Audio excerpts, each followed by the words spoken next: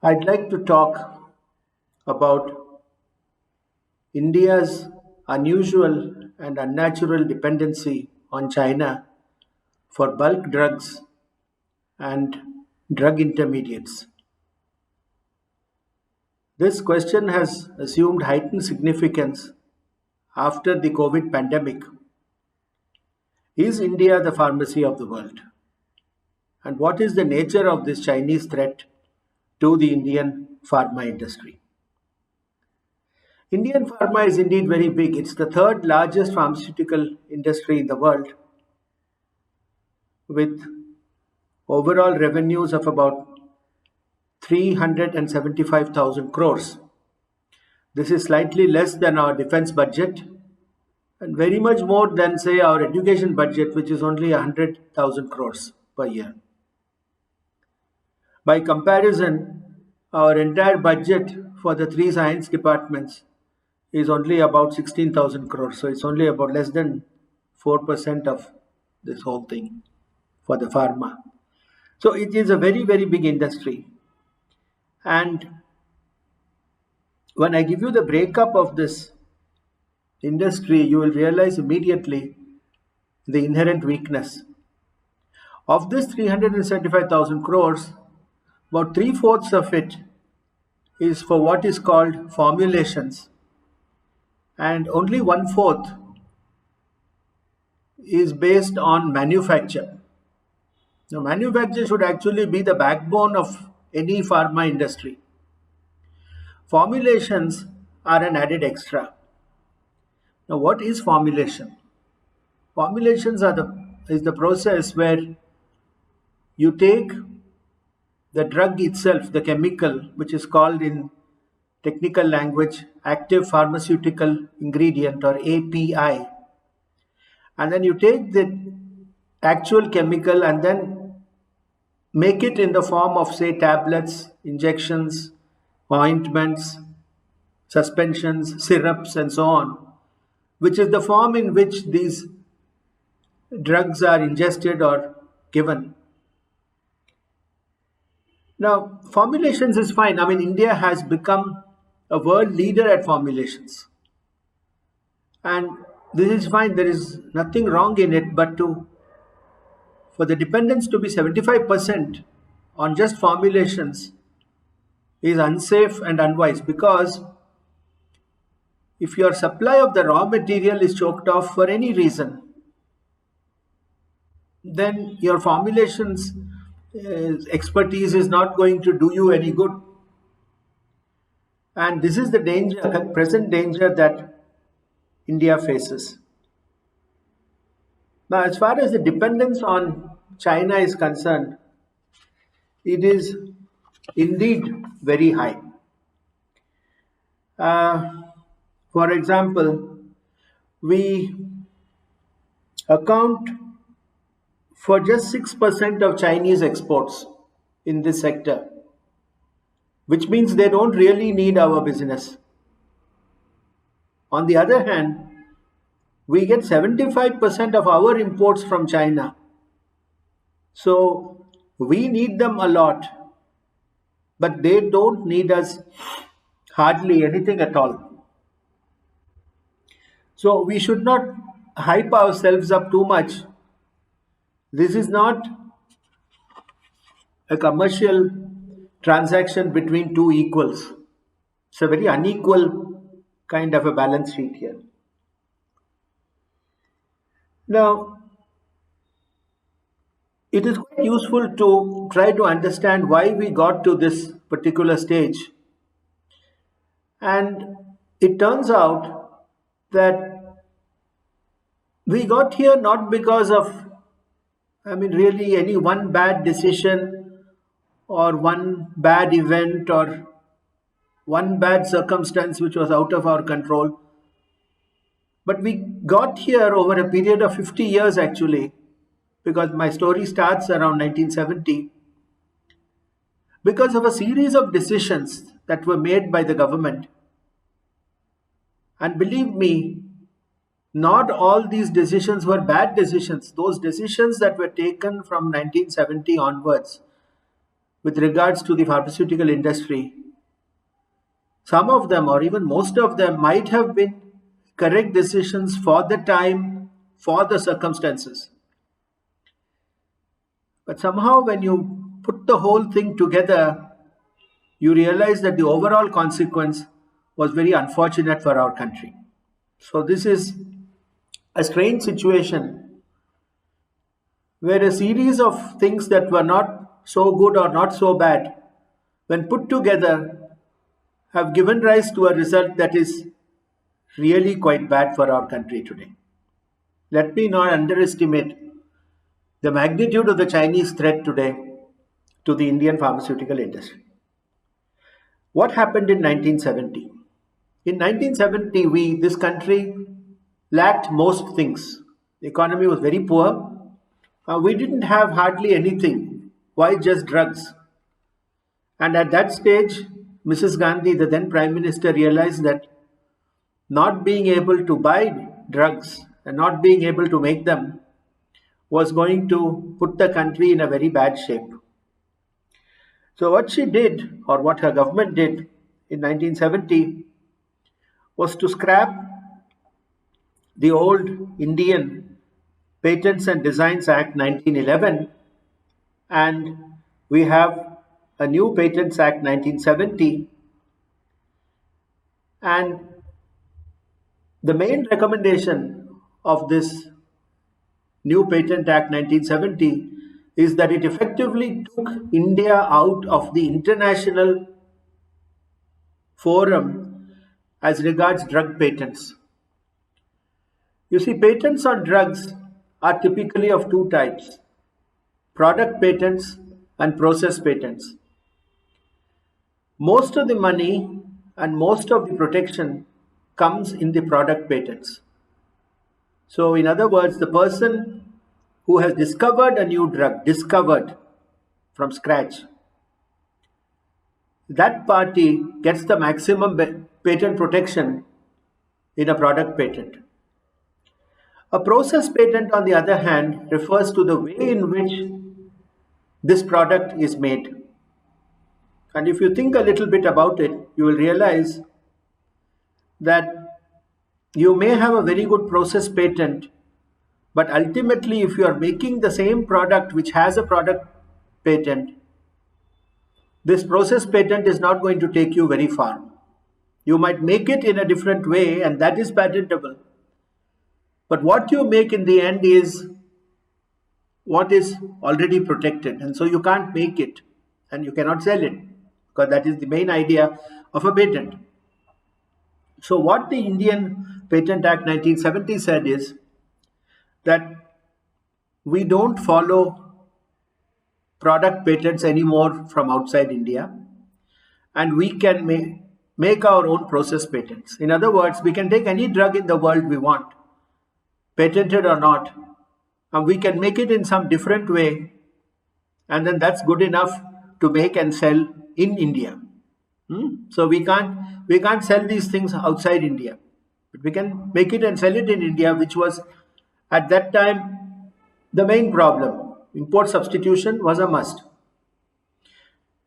Eventually this relaxed, or not even eventually, quite quickly it relaxed to the stage when Indian pharma was simply making anything and everything, patented or not, sometimes even following the same process.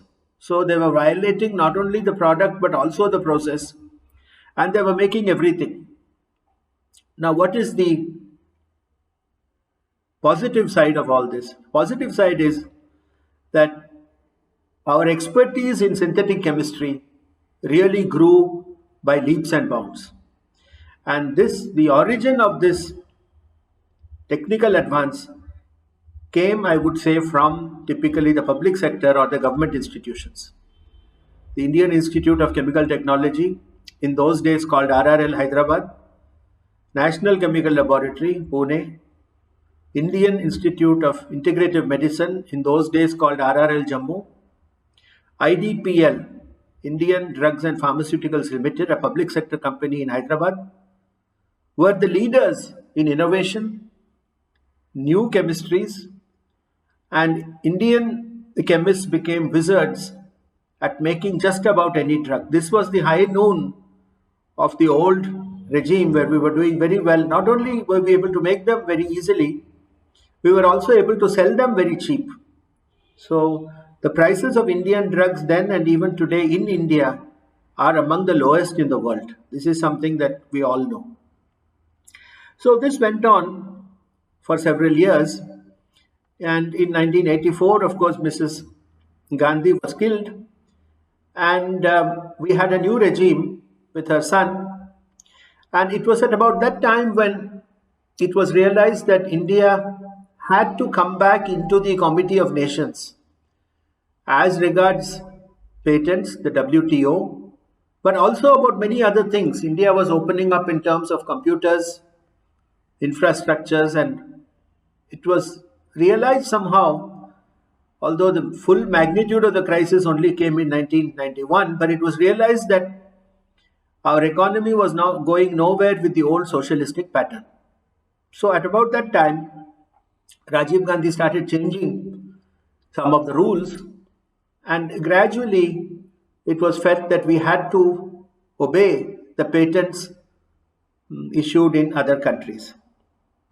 Now, this process took about 10 years. By 1995, the die was cast when we accepted the policies of the World Trade Organization, WTO, and we accepted what is called the trade-related aspects of intellectual property rights, or TRIPS. Now, according to TRIPS, now we have to adhere to the patent rules and regulations that are used throughout the world. Product patents from America and other places have to be obeyed. The process patents could be there, but as I've already told you, there is not much fun in having a process patent if you don't have the product patent. And India has hardly any product patents.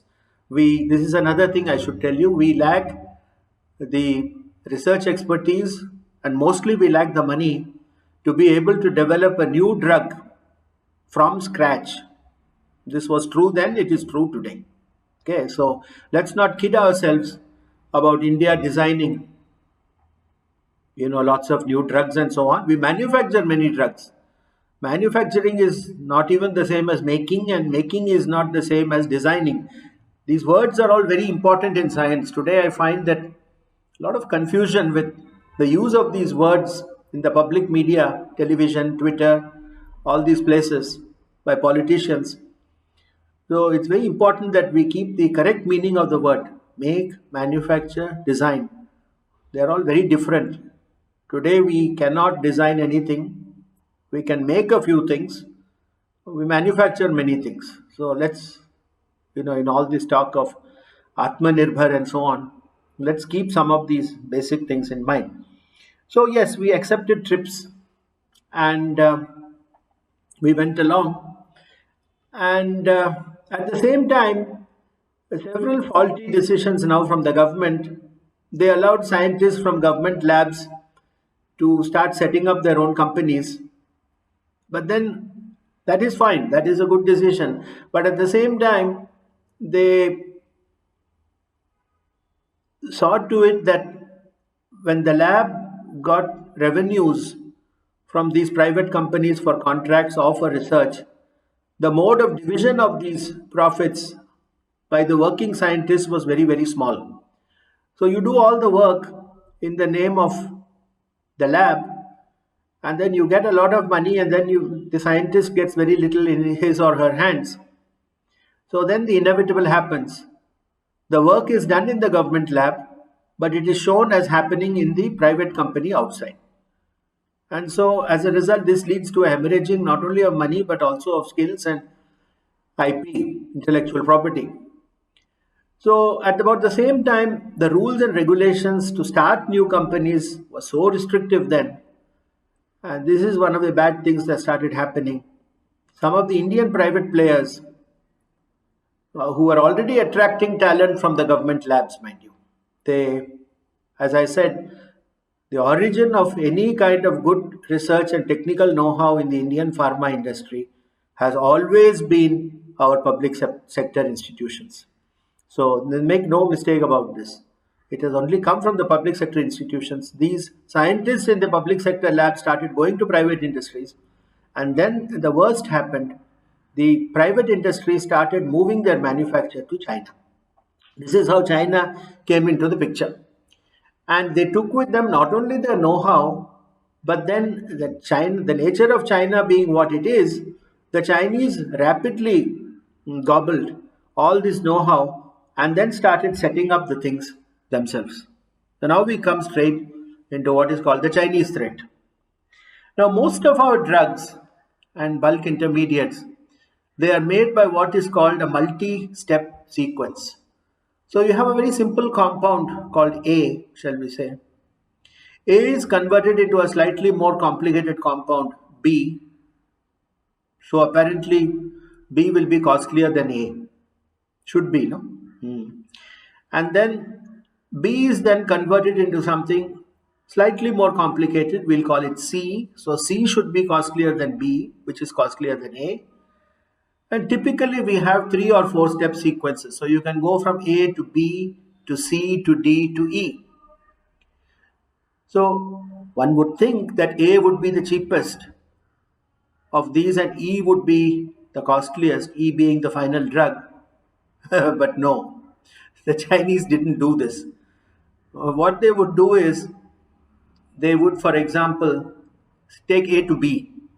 They would make B more expensive than A. Whereas B is actually, they would make B cheaper than A. The B is actually more expensive than A, they made it cheaper.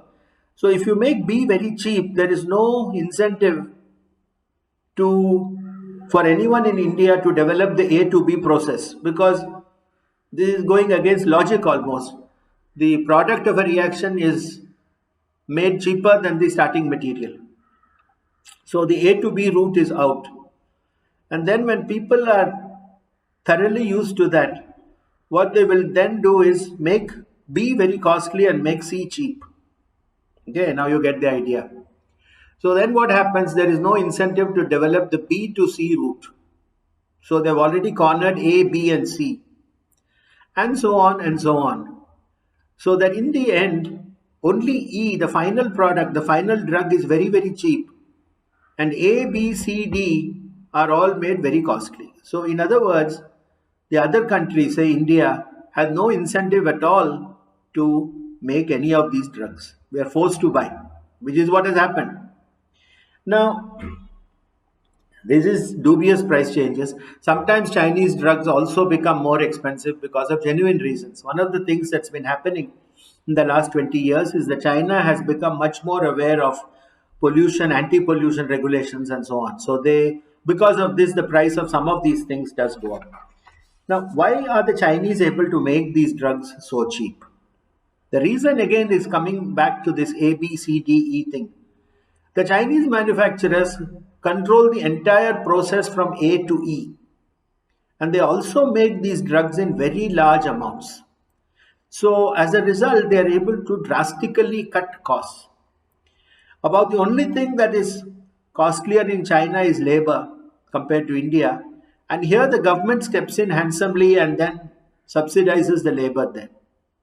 The main advantage that Chinese have is their raw materials, that is these A compounds, are extremely cheap compared to India. This is because of nature's bounty and also because of the very large amounts of money that China started getting in the early 2000s. As a result, it could corner and buy lots of raw materials very cheap. It can almost control the price of these raw materials. Now, sum and substance of all this, I think you got the general picture, is that some very, very, very common compounds which are sold as drugs in India are all imported from China, or at the maximum we are doing the last step, D to E step we are doing in India. The rest of it is imported. Now this includes some very common things. I mean, paracetamol, which all of us take as crocin, aspirin, salicylic acid. Aspirin is an acetyl derivative of salicylic acid, and it's a medicine that has been known to humankind since the time of the Roman soldiers who first discovered this thing from the willow bark. And all our common medicines for cardiovascular diseases, neurological diseases, pulmonary diseases, metabolism diseases like diabetes, diseases of the central nervous system, common medicines, tetracycline, azithromycin, norfloxacin, vitamin B12, neomycin, metformin. I mean, you name it, we buy it from China. It's really very scary. And our major amount is bought from China. We have a capability of hardly making anything today. Most tragic are areas where we had a very sound expertise, which we have lost because of all this. All drugs related to fermentation.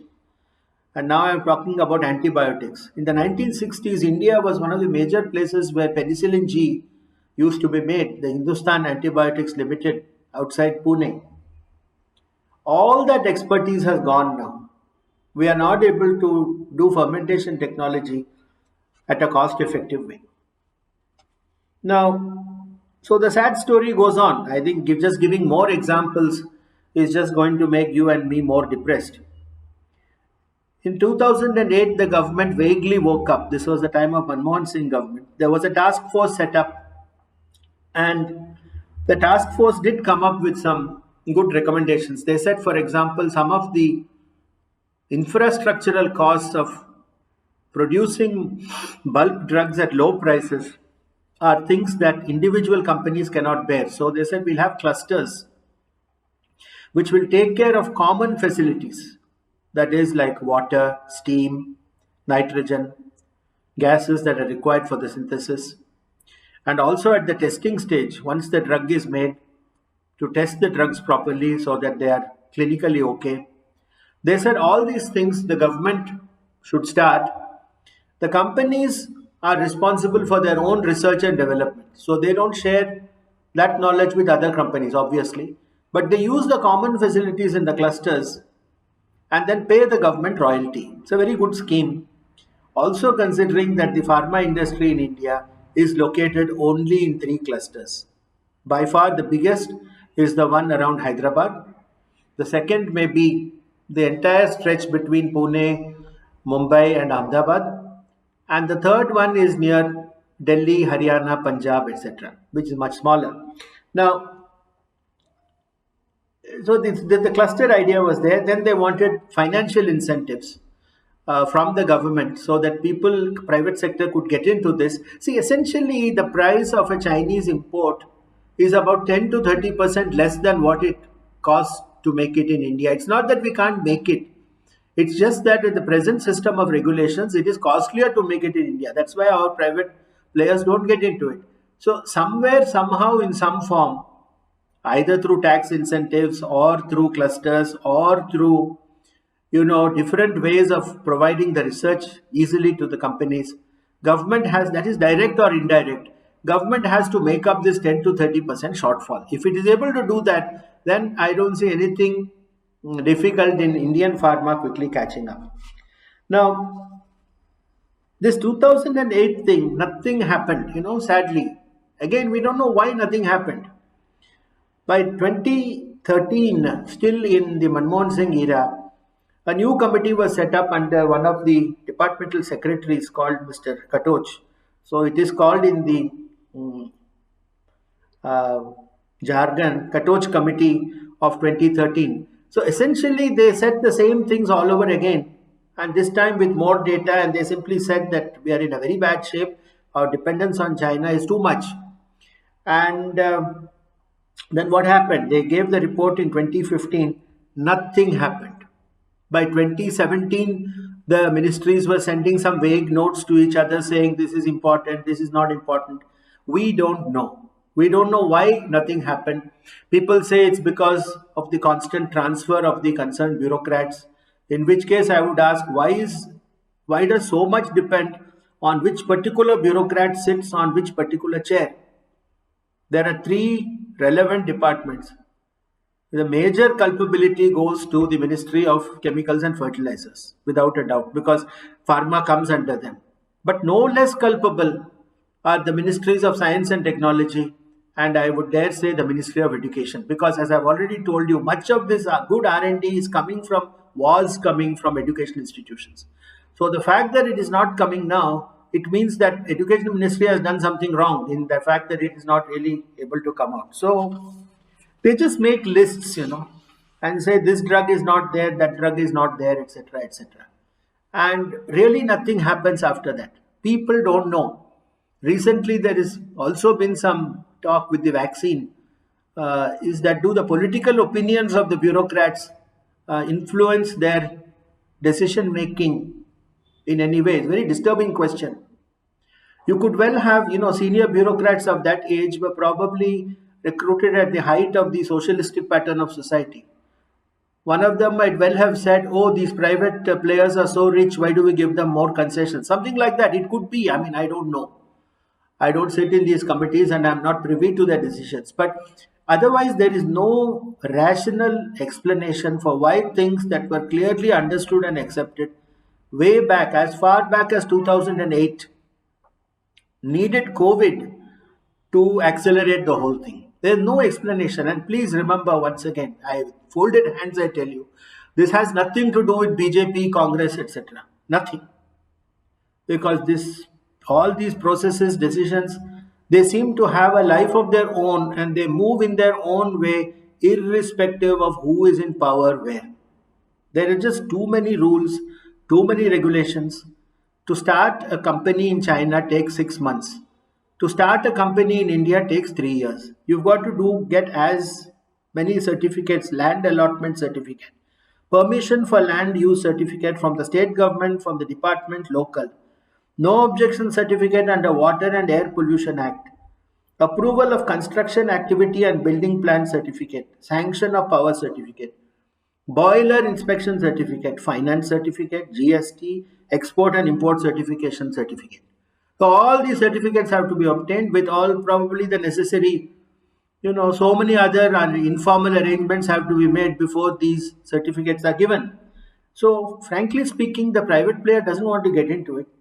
Well, anyway, to end the story, because I think I'm reaching the end of the time that I've been given, after COVID, suddenly the whole thing came into heightened importance. Government has,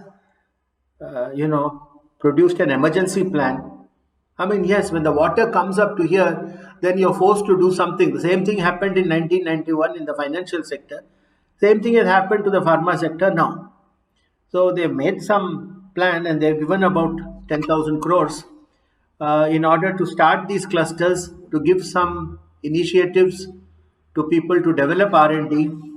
And I don't want to be very, rosy about all this. Our R&D in developing new drugs is non-existent. I mean, to give you an example, 1/3 of all the marketed drugs today contain an element called fluorine. Fluorine really, in terms of the pharma industry, should be declared as an essential element, a strategic element. And yet, in the length and breadth of this vast country, we don't have a single process to make any fluoro compound at an industrial level, except one or two small companies in Gujarat, to the best of my knowledge. So it's really shabby. 1/3 of all the drugs sold today contain fluorine, and we don't know how to make fluorinated compounds in India. Okay, so we need to do a lot of research. Now, all this talk about Atmanirbhar and all is not going to get us anywhere because we have neglected all these areas. The present outlook is pretty gloomy. Whimsical bureaucrats, maybe well-meaning politicians who are not briefed properly.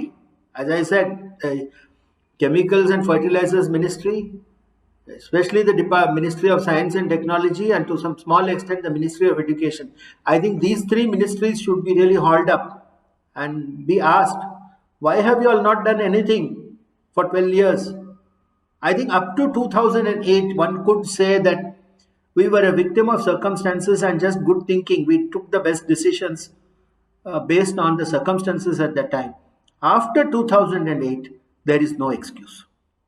So what we now need is the 3 C's, We need chemistry, we need capital, and we need clusters.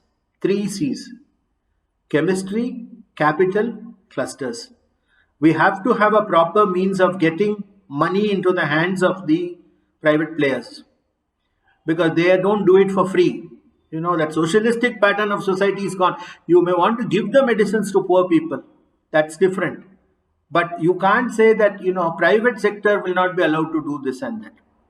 Capital, that is the only. Chemistry, no, we don't have any now today. We have to start doing it. And then the clusters. The clusters are a must. Without that, we will never. China has clusters. They have 3 or 4 big clusters in their country. So this is the way I believe we should go. It is, anyway, for whatever it is worth, COVID has given us that necessary wake-up call. Let us see how we can go forward from here. I don't want to end the discussion on a very pessimistic note, but I would simply say that Prime Minister himself has said that we need to have a quantum jump in our thinking. The very thinking in the bureaucratic circles and the very thinking in some of these high scientific offices in Delhi has to change in a very fundamental manner. It cannot be more of the same. It cannot be incremental. It has to be non-linear. We have to do a big jump. And whenever you do, there's an old Russian saying that you can never cross a wide ditch with many jumps. You have to cross in a single jump. And this is what I believe we should do. Thing is not totally lost. But I want to leave you certainly with a definite feeling that unless we really work hard and work in totally different ways, this pharma problem is not going to get solved so easily. And as long as it doesn't get solved, my very last words to you are that China will be standing with a gun near our head, because tomorrow they can deny us extremely vital medicines. They don't need to sell to us, but today we desperately need to buy from them. This is not a very good situation for this country. Thank you very much indeed. I'd like to thank the Pondy Lit Fest for having asked me to share some of my thoughts, and I would welcome any feedback from people who listen to this talk for things of a more technical nature, which is impossible to cover in a talk like this. Thank you very much, everybody, once again.